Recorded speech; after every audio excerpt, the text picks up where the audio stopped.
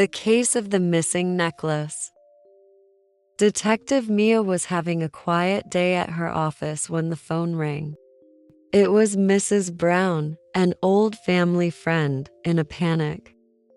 She had hosted a small tea party that morning, and after the guests left, she noticed her precious diamond necklace was missing.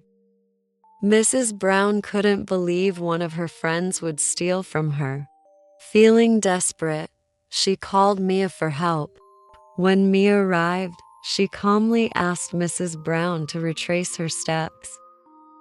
They went over every detail of the party, from who attended to what was served. Mia observed the room carefully.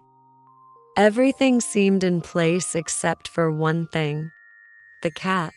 Mrs. Brown's mischievous pet, Whiskers, was unusually active, swatting something under the table. Mia crouched down and discovered the necklace tangled in the cat's toy mouse.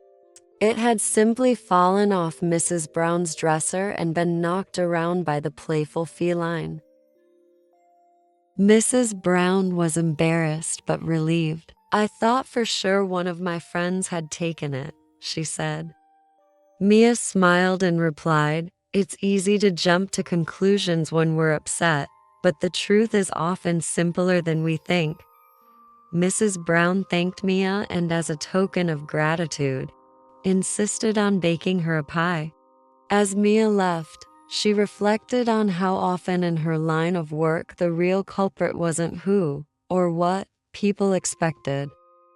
Sometimes the clues were right in front of you, if you just took a moment to observe. Life lesson: don't rush to blame others. Often, the solution is right in front of us, hidden in plain sight.